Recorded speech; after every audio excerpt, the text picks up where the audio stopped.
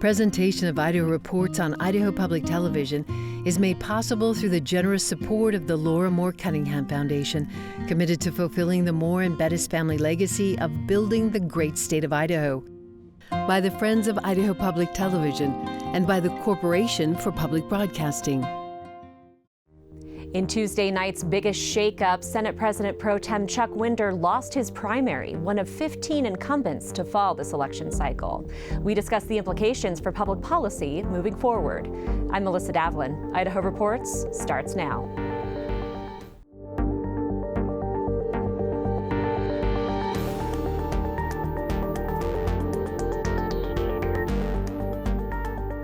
Hello and welcome to Idaho Reports. This week, we break down the big stories from Tuesday night's primary election with Senator Lori Den Hartog, Association of Idaho Cities Executive Director Kelly Packer, and Kevin Richert of Idaho Education News.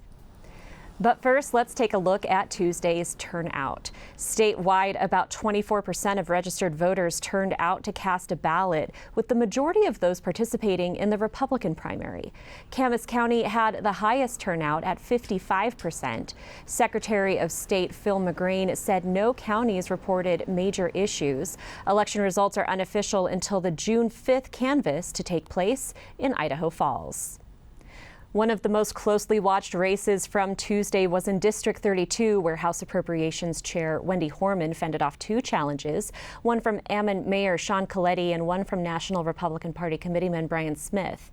She also faced criticism from her own Central Committee made up of hyperlocal precinct committeemen. I caught up with Representative Horman after her win. Thanks so much for joining us. Were you surprised with the vote breakdown on Tuesday? Great to be with you today. You know, I was hoping for a strong win, and I feel like that's what I got. My race was a win for the voice of the people. They saw through the mudslinging. There was so much money spent in my race, and the people of Bonneville County showed that they don't support that approach to politics, which is, I ran on my record and the decisions I've made. I didn't try to hide my record like another candidate. So I was grateful that the voters saw through the mud and the noise in my race. You mentioned the money spent in your race, and a lot of that came, about $50,000 came from a PAC associated with the Idaho Education Association. You, of course, work on public school budgets in your role as chair of the Joint Finance Appropriations Committee. Is that going to change how you work with the teachers union? My support for public schools and the children and teachers serving in them remains unchanged.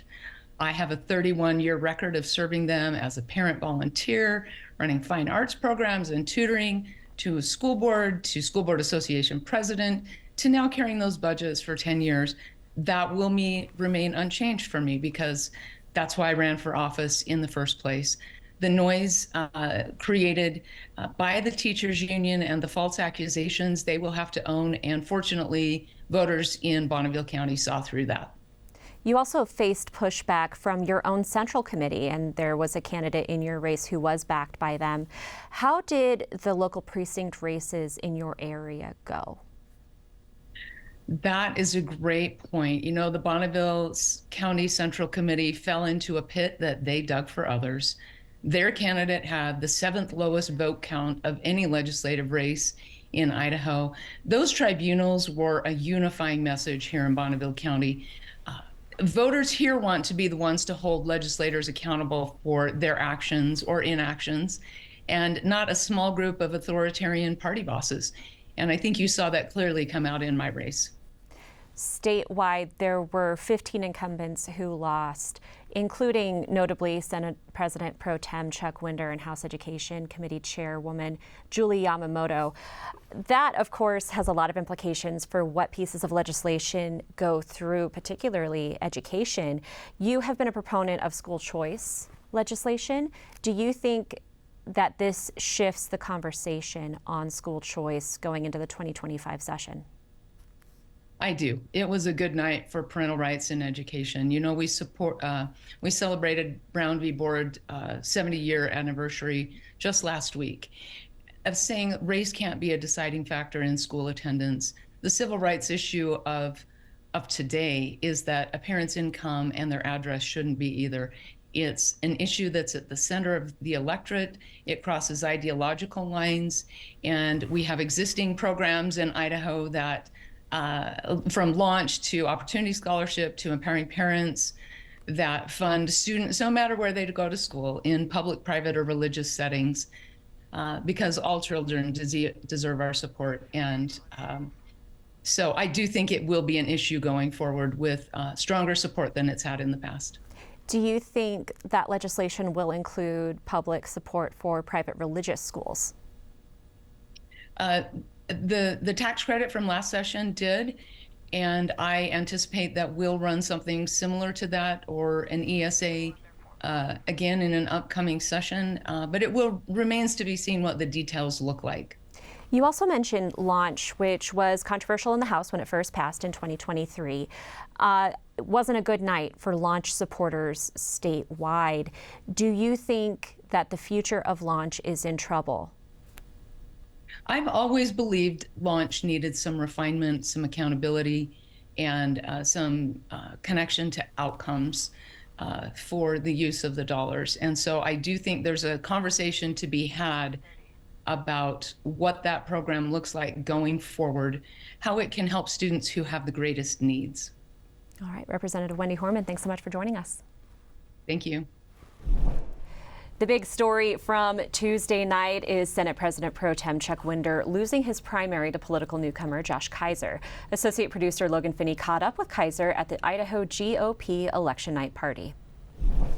Senator Winder is a tremendous person. I'm very grateful for his many years of service and wish him well in retirement. I think it's incredibly important to be invested in your community locally. That includes our civic duty here, running for office. I think that people were ready for a change, and that's what I found going door to door. Joining me to discuss those results is Kevin Richard of Idaho Education News, Senator Lori Dunn Hartog, and Kelly Packer, Executive Director of the Association of Idaho Cities. Senator Dunn Hartog, were you surprised that Senator Winder lost? I was surprised. I knew it was going to be a tough race, and I knew there was a lot of outside money and interests in that race, but I figured with the length of Senator Winder's service and his record and accomplishments and his time in the legislature, I thought it might be close, but I was surprised that he lost, and I was surprised by the margin. That wasn't one of the races that folks talked about quite as much as some of the other competitive primaries, particularly against House Speaker Mike Moyle, certainly the District 1 competitive primary. All of these we'll talk about more later. We were keeping an eye on Senator Winder's race, but the fact that he lost after being the longest serving senator since 2008, I think caught a lot of people off guard. Yeah, I think it was a race that was sort of on the periphery of races that we were watching closely, but now it sets up so much suspense about what the Senate is going to look like, who the next pro tem is going to be, and what that leadership team is going to look like, and who winds up getting committee chairs. That's all going to unfold now in the next few months, including depending on what happens in the general election as well. And I want to talk about that, but first, what do you think the factors were from where you sit in the Senate GOP caucus? What were the factors in Senator Winder's loss? That's an interesting one, considering all the other races where outside money played a big part in that. I believe Senator Winder had the support of American Federation for Children, which I know played a big role in some other races, but he's been a school choice supporter and proponent, and I think that issue came up for other candidates in a not positive way. I know he had some other, I think Young Americans for Liberty had spent quite a bit in that race as well. The thing I noticed about a lot of these, the outside money, was the misinterpretation of a lot of our votes, both our Senate and House colleagues. And I think, that outside money and really a different characterization than what we as legislators would characterize our votes, or even have the ability to explain or respond to. I know that you kept an eye on races statewide. Was this one that was on your radar?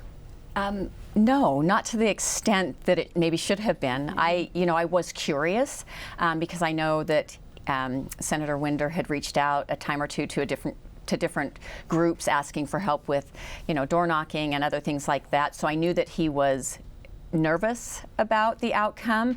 But to Senator Den Hartog's point, that she thought it would be close, but that he would still prevail was the same sentiments that I held. I was really surprised when it turned out the way it did.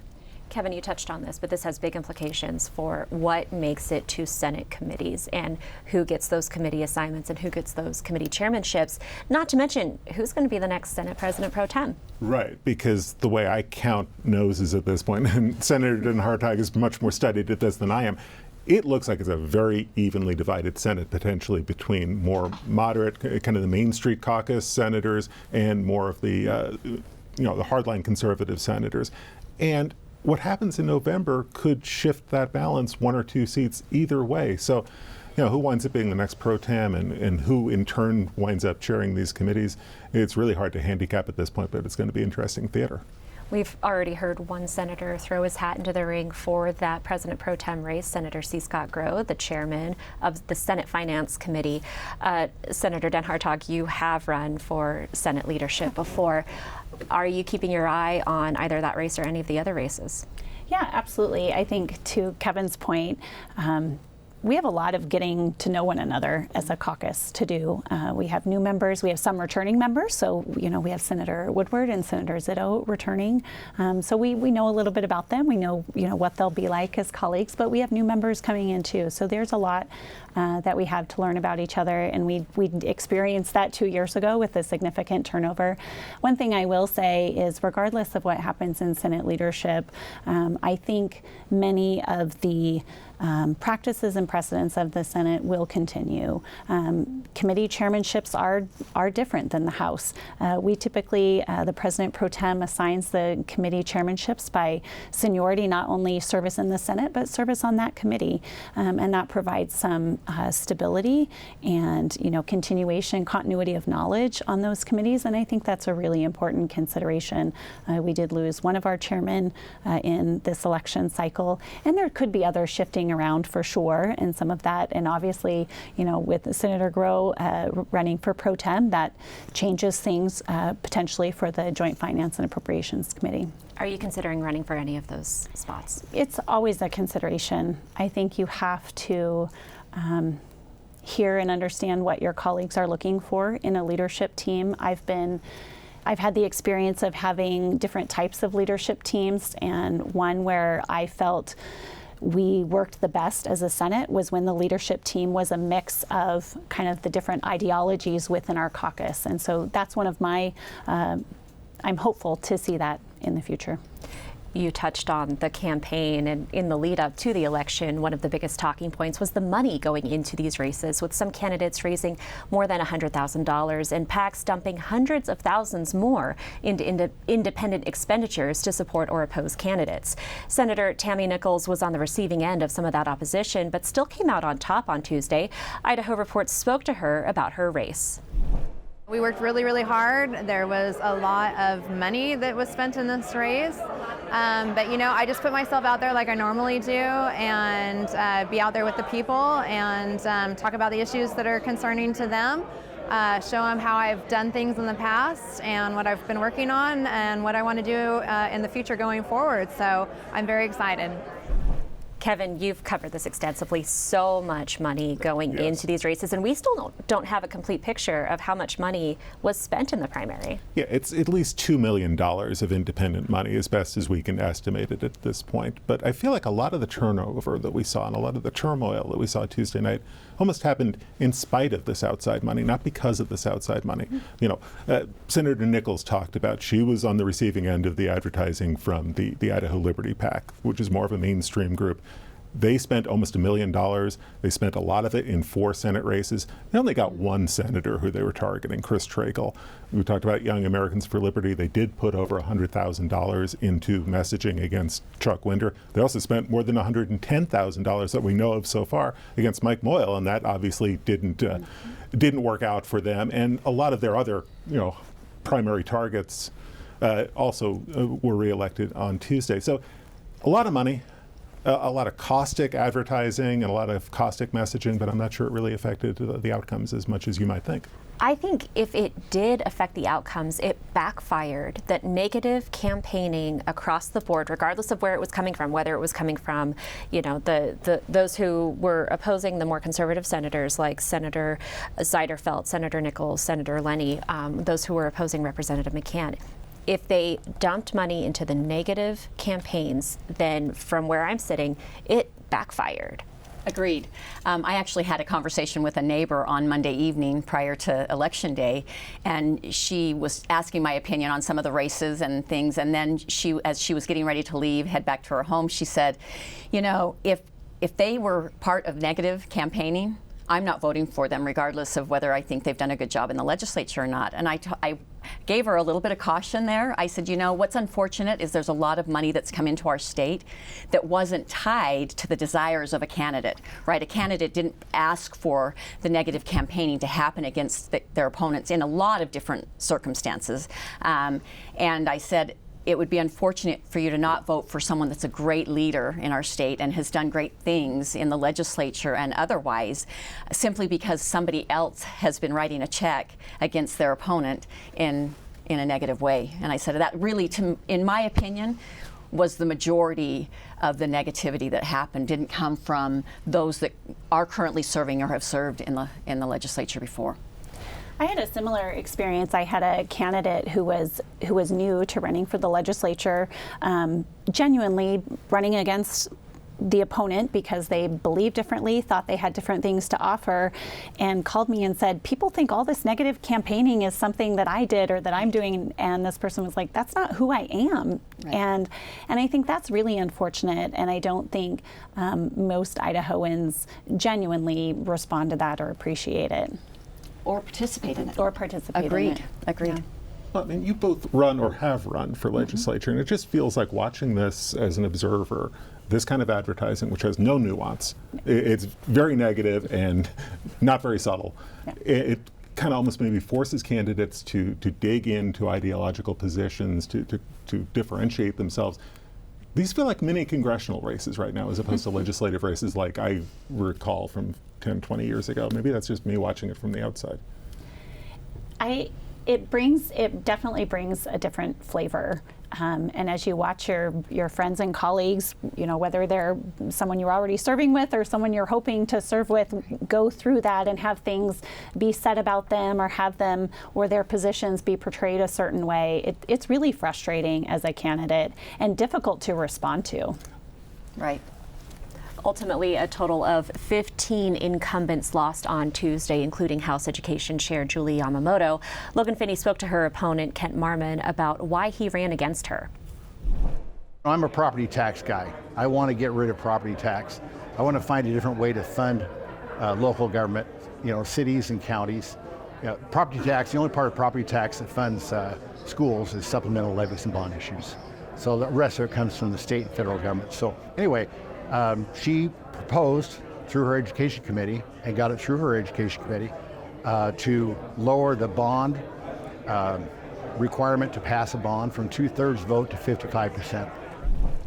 Lots of concern among this potential new class. So regardless of how the general election turns out, we're going to have a lot of new faces next year, and that happens every 2 years. But from your perspective as the Association of Idaho Cities Executive Director, when it comes to local funding, what are you going to be keeping an eye on? Well, after that clip, a lot more than I thought I was going to, because quite frankly, the majority of locals' budgets funded through property tax. It's the only tool we've really been given. Yes, we get a little bit of sales tax revenue sharing, and we have some fees and other things, but the bulk of our funding comes from property taxes. So to make a shift to sales tax or income tax, which are the two vehicles that the state is allowed to use, means that you're going to put additional competing factors on the table when it comes to hard decisions in the legislature. So it's going to be interesting to see how much traction that gets. I think there's a lot of education that needs to happen. Property tax, while most people don't like it, there's also things they don't understand about it that I think are important. One, it's it's the most stable tax that we have when you have the economy, changing. up and down. Additionally, most people, if they took their property tax bill and divided it by the number of days in a year, they'd find they pay less in property tax than they do in their sales tax or income tax. And so I think that the reason people dislike it so much is because they get this big bill and they either have to pay it all at once or in 2 chunks. And that's harder to do than daily or having it come out of your paycheck without seeing it, or even monthly. That's one of the things I'd love to see the counties do is allow for folks, set it up so folks have the option to pay it monthly, because I think it would make a big difference. We spoke a little bit about how the dynamic in the Senate is going to change. Tax bills start in the House, and over the years there's been a lot of frustration between the House and the Senate with what tax proposals end up getting through the Senate. How do you think this is going to change the conversation on some of those tax proposals? Because Speaker Mike Moyle, you might have heard, is pretty interested in tax policy. Well aware. That tension will always exist between the House and the Senate, where when it comes to taxes, the Senate feels a little bit like the unwanted stepchild. We definitely play second fiddle. But over the years, we also have had either senators or groups of senators who've been able to engage meaningfully with our House colleagues in helping to craft legislation that we see coming over from the House to the Senate. My hope is that's what we see. Again, it's what can you get through both bodies, and that has to be the consideration. My personal preference would be not that we have these really large mixed bills with all kinds of different issues and all kinds of different tax implications and moving parts. I think that is a disservice both to us as members voting on something and to the public. Agreed. In terms of understanding and evaluating our positions. Absolutely. Kevin, we mentioned 15 incumbents lost on Tuesday night. We paid a lot of attention to District 1, where incumbent Senator Scott Herndon lost.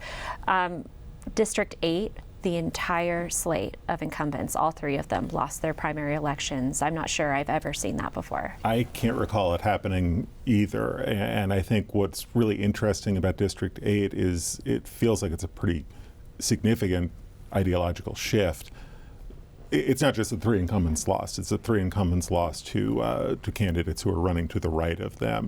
It feels like Boise, Elmore, Valley County. I think Custer County. Yes, it's 4 counties. It's a sprawling legislative district. So I was really interested in the shift that we saw in District 8. I was also very interested in what we saw in the Magic Valley, where we saw 3 incumbents lose handily to opponents running to the right of them. I mean, we've both worked in the Magic Valley. We both know that over the years it's been Republican, but it hasn't been ideologically Republican. It's been more moderate to center right. This feels like a significant shift. It's a huge shift. I profiled the races in both districts 24 and 25. So we're talking Camas, Gooding, and parts of Twin Falls County, yes. And then Twin Falls proper, the city.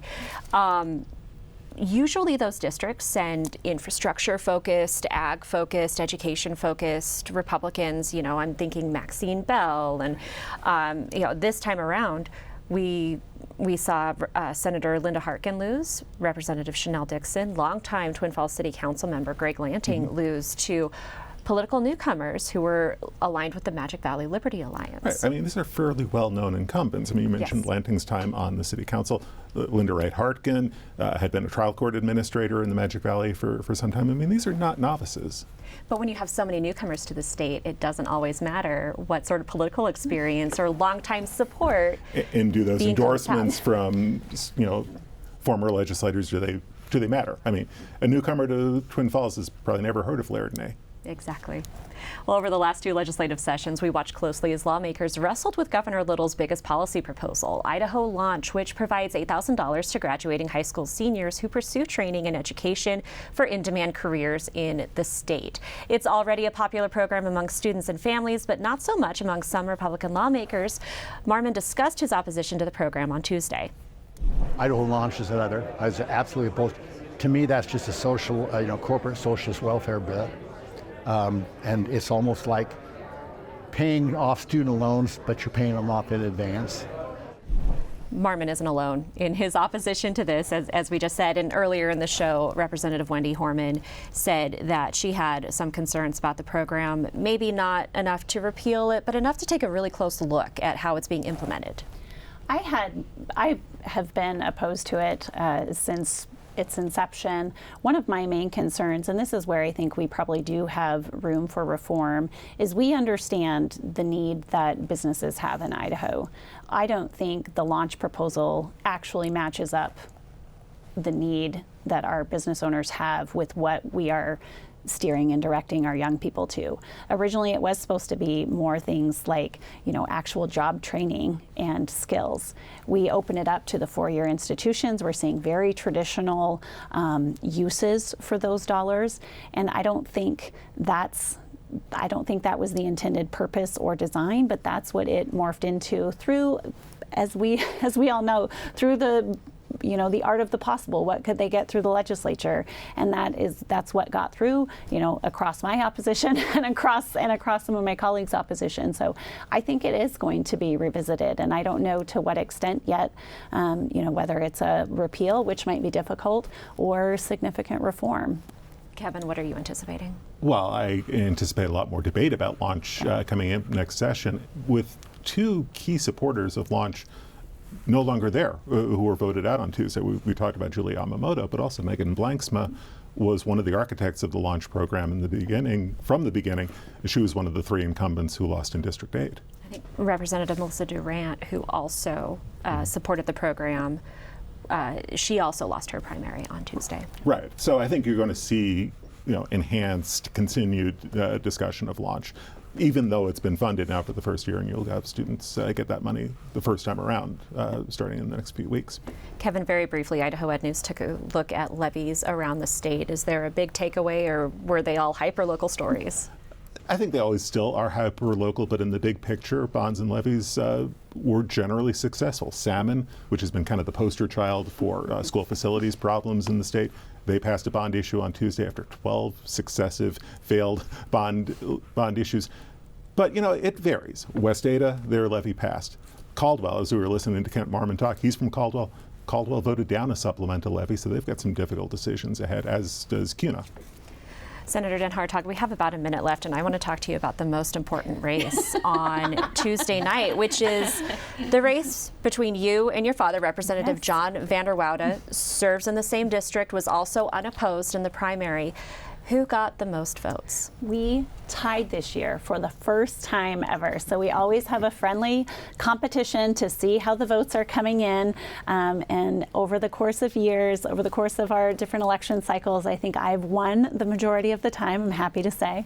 But I think he did beat me. I think he did beat me once on raw numbers. But we had different absentee voting numbers, different early voting numbers, and different same-day voting numbers, and it all added up to 4,078 votes. We got the exact same. So when there's election and there's a tie in an election, you have to flip a coin. Have you flipped the coin yet? We have not flipped the coin yet. Maybe I need to head over to his home and do that to settle the score. Well, keep us posted. Thank you all three for joining us, and thank you for watching. We have so much more online. You can find the links at idahoreports.org. We'll see you right back here next week.